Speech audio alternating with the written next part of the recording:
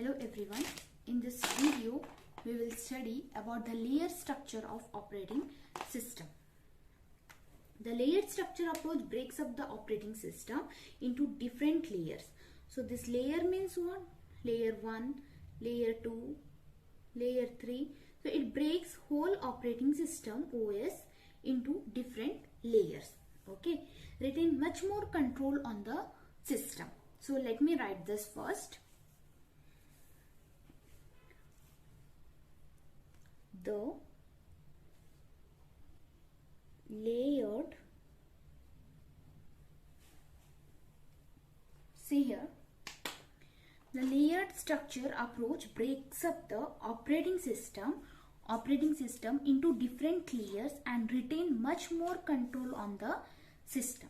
So the bottom layer is known as what? Hardware layer. Okay, hardware. And the topmost layer is nothing but user interface layer. User interface layer.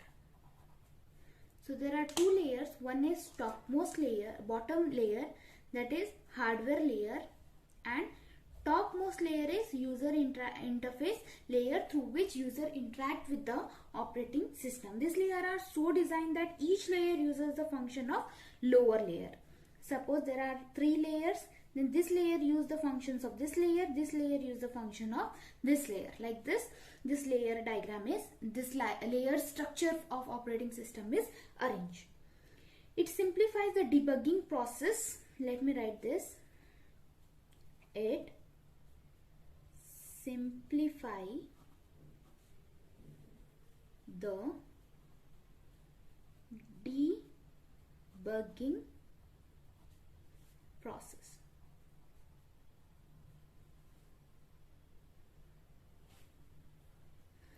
If suppose if lower layer is debugged, then an error occurs during debugging. Error must be on the layer only as the lower layers have already been debugged. Okay, if any error occurs, then it means what? Lower layer have already been debugged, right? So error must be on that layer. Okay, if one layer we debug, then error must be, if error occurs, then error is belong to that layer only, right? So I will write that. It simplify the debugging process, and as if lower level layers are debugged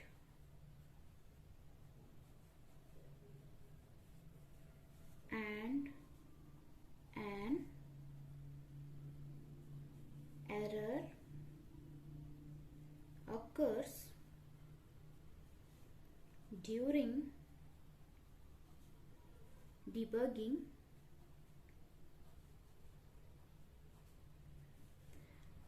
then the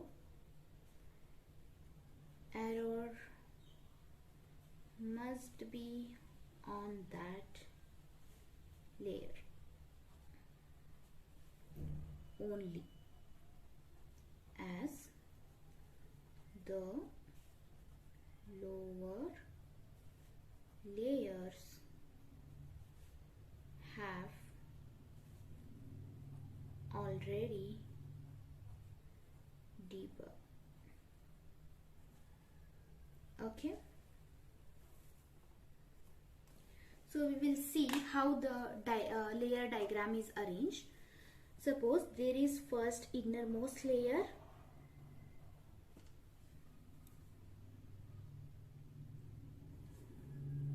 I'll draw the 6 lines first.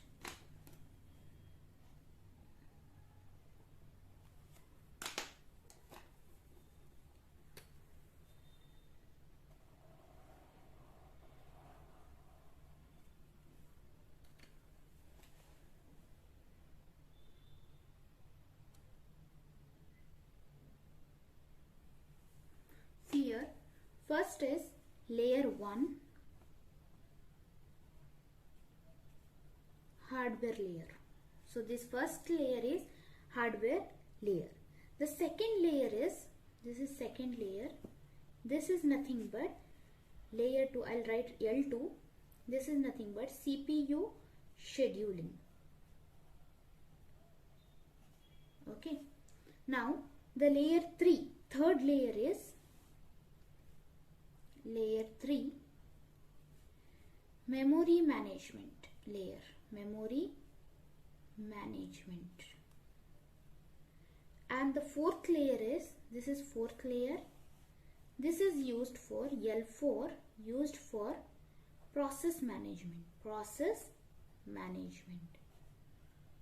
Next is L5, that is fifth layer. L5 used for input output buffer. And the last layer is L6, used for user programs.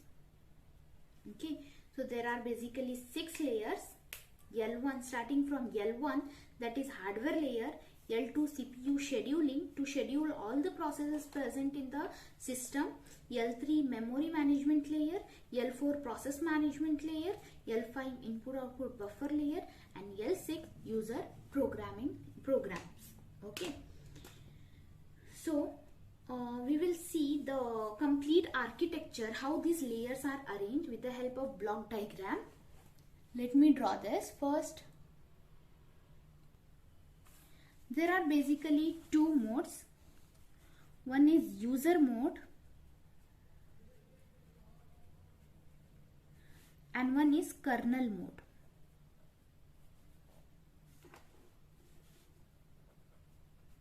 User mode and kernel mode. So in user mode, all the application programs are present. One number of application programs. Okay, in user mode there are number of application programs. Okay, application programs, I'll write AP. Okay, which will be interacting with system services. System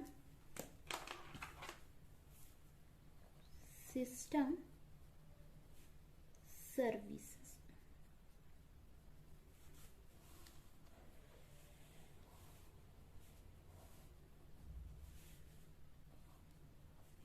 And then we have file system. Here we have file system.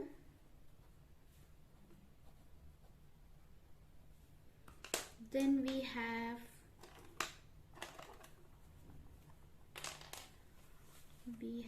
here memory and input output memory and input output device management,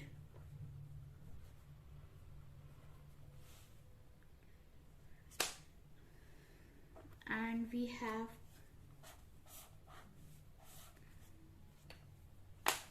process scheduling,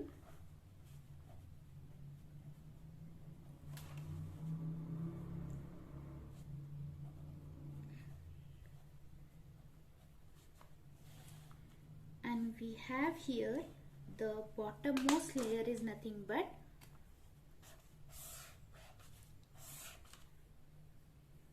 hardware layer.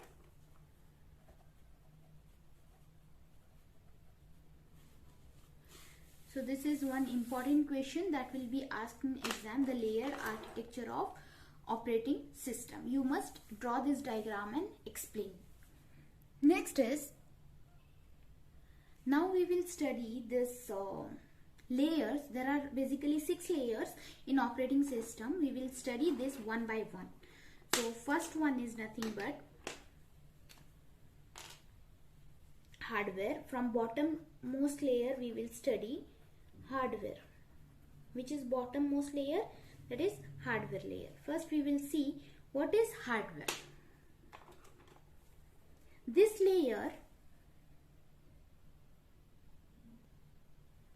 so hardware layer, this layer interacts with system hardware and coordinates with all the peripheral devices used.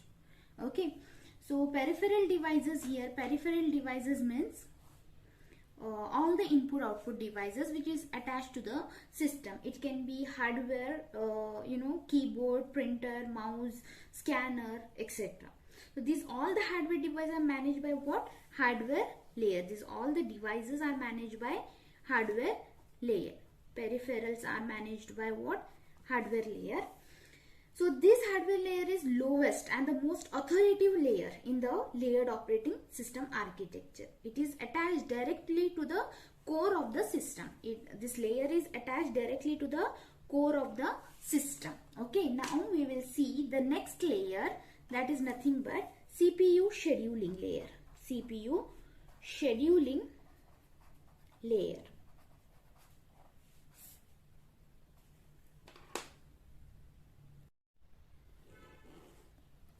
So next one is CPU scheduling. This layer deals with scheduling the processes for the CPU. Scheduling the processes for the CPU. For this purpose, we use many queues. Okay, first this thing we will study in coming videos, but for your information here, I'll let you know about some queues. That is, first one is job queue. Job queue. You know, right, what is queue? Queue means what? First in, first out. Okay, the process which enter first will exit first. Okay, first is job queue. Here what happens when the process enter the system, all the processes when they enter the system, they will put into this queue. This is nothing but job queue. Okay. Next is ready queue. Ready queue. So job queue, I hope it is clear. All the processes when it enter the CPU for the purpose of execution, they'll put into the job queue. And then is ready queue. The processes that are ready to be executed, the processes which are ready to execute in the main memory are kept in the ready queue. Okay. So these are the two queues, job queue and ready queue. This layer is responsible for what? Managing how many processes will be allocated to CPU and how many will stay out of CPU. So this layer responsibility is what? This is responsible for, first thing is how many processes will be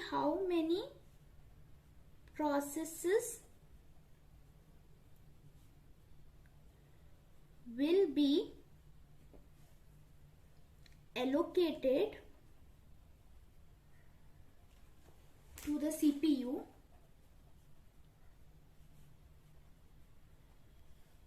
and how many will stay out of the CPU. So the responsibility of this process, this CPU scheduling is what? To keep a track of how many will be allocated for the CPU and how many will stay out of the CPU. And the next layer is memory management layer.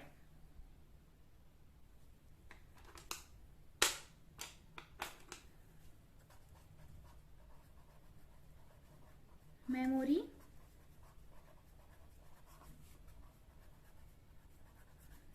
management layer. This is next layer in computer architecture. Memory management deals with what? Memory and moving processes from disk to primary memory for execution and back again. So you know all the resources, all the processes will be residing in secondary memory. And you must know one more thing is, in order to be executed, in order for a process to be executed, they must present in main memory. All the processes must present in main memory. memory for execution. Okay, every task may be performed from the main memory. Okay, let me write this. See here, main memory management layer. So main memory deals with memory and moving processes from disk to primary memory for execution and back again. This is suppose secondary memory, and this is suppose primary memory. So all the processes will, suppose P1, if it wants to execute, it will bring out of the secondary memory and bring into primary memory. Here it will execute, and once it is executed, again it will send back to secondary memory. Okay, so this layer is responsible for what? Bringing in and bringing out. So all the memory management is associated with this layer. Everything related to memory management is associated with this layer.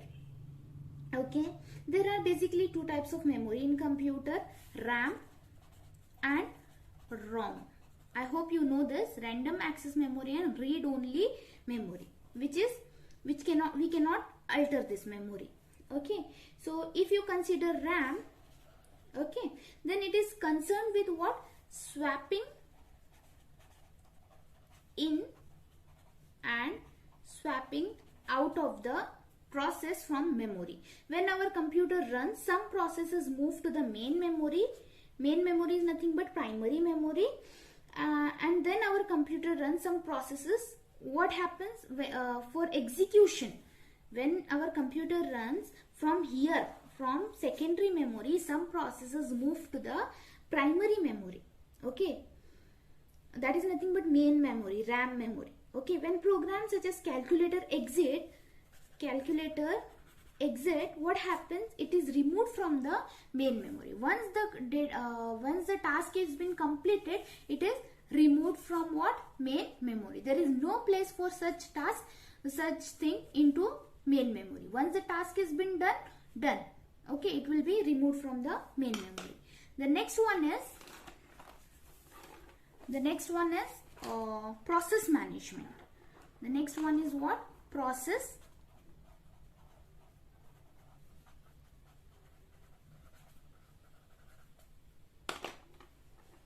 So this layer is responsible for what? Responsible for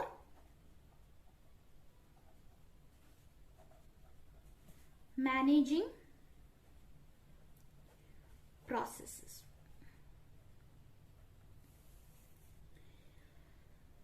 So assigning the processor to the process and decide how many processes will stay in waiting schedule. Okay, how many processes will be in waiting list. Okay, and the priority of the process is to manage in this layer. The different algorithm will be used. There are different algorithms such as FCFS, first come first serve. Okay, SJF, shortest job first, priority scheduling, round robin algorithm. So these are the different algorithm which will be used in process management. Okay, so what it will decide? It will decide which process will enter the CPU first in order to execute.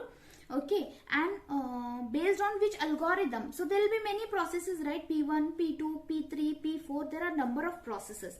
So who will decide which process will enter first? So this is done by process management. So process management uses different algorithm: first come first serve, shortest job first, priority scheduling, and round robin scheduling. This algorithm we will be seeing in coming videos. So next one is input output buffer. What is input output buffer? So suppose input output devices are what? Very important for the computer system.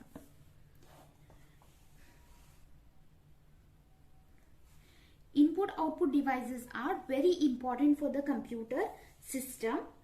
Okay, so they provide user with means of interacting with the system. Without input output devices, you cannot interact with the system. You don't have keyboard. You don't have keyboard. How you will enter the data into the system? You have system, but you don't have keyboard. How you will enter the data? You don't have mouse to track. Okay, it is very difficult from the keyboard to, you should remember all the shortcut keys in order to operate. But if you have mouse, you can operate it easily. You need printer to print the data, you need scanner to put in the data into the system. When you have the hard copy like this, you need certain input output devices in order to execute. Okay, so this layer handles what? Buffers. This layer handles what? Buffer for the input output devices and make sure that they work correctly. This is the duty that it should make sure that input output devices are working correctly.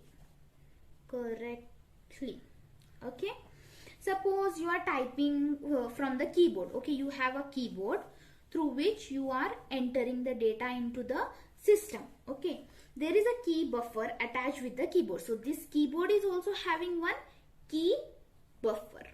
Okay, there is a key buffer which is attached with this keyboard, which store the data from what? Temporary time. Whatever you type in, it will store. Similarly, all the input output devices have some buffer attached to them.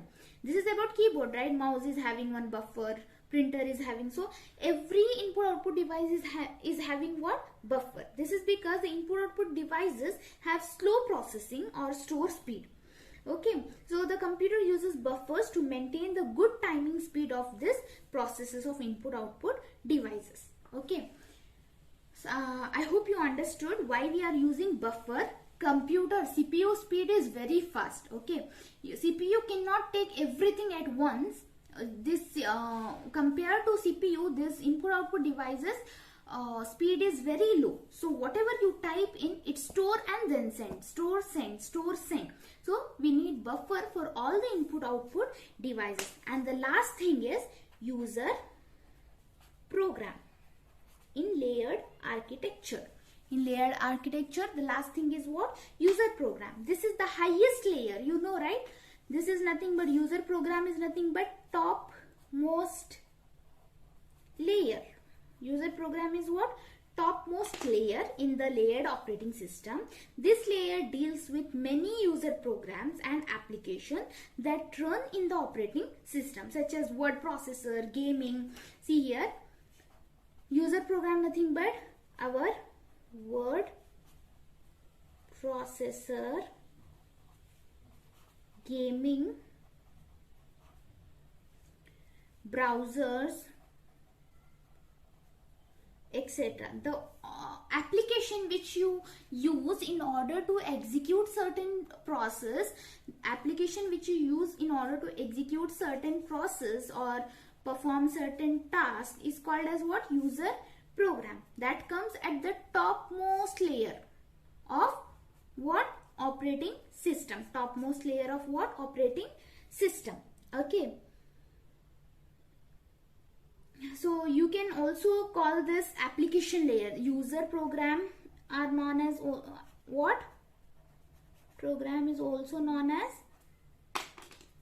application layer.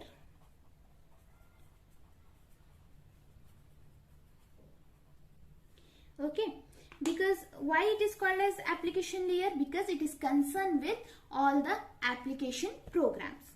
Okay, so in coming videos we will see advantages of layer architecture structure. Before that, let me revise it once. So layered structure approach breaks up the operating system into different layers and retains much more control on the system.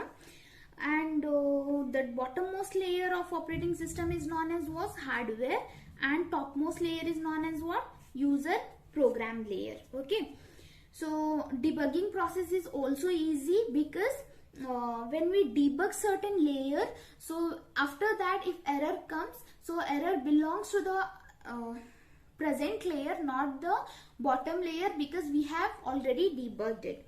Okay, so you have, after that you have seen the layered architecture where we studied about 6 layers. Okay, starting from hardware layer, then comes CPU scheduling layer, then comes memory management layer, and then input output buffer, process management, and last but not the least, user programs. Okay, hardware layer is concerned with controlling all the hardware resources, peripheral devices, that is nothing but input and output devices. Then we have scheduling, how the process enter, okay, to schedule the CPU processes. Then we have memory management layer, where we manage the memory, that is RAM and ROM memory, because you know all the programs are stored in what? Secondary memory. When they are to be executed, they will bring into primary memory and executed. Okay, then we have what? In process management. Process management is responsible for managing all the processes. For that we use different algorithms, such as first come first scheduling algorithm, shortest job first algorithm, priority scheduling algorithm, round robin scheduling algorithm. We will see in coming videos how to solve. We will solve certain problems on these algorithms. Okay, then we have input output buffer. In this I said we have what?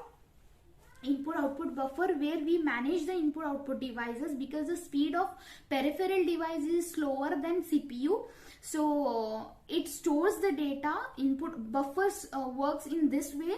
It takes the data from the peripheral and then it stores and send it to for the execution. So whatever, for I have taken the example of keyboard. When you type in something, it store in the buffer and then reflect on your screen. That will be take place in fraction of second, that you feel like whatever you are typing, it is displaying on the screen. And last is user program, which is also known as application layer, because we deal with application programs here. Application programs are nothing but word processor, games, browsers, etc. All the application we used on the systems are known as what? Application program. This is the topmost layer, which directly deals with operating system, where user directly interact with operating system through this layer. Thank you. If you have any doubt in this, you can comment and ask me. And if you want notes of this, then you can comment. I will upload the notes. Okay, thank you.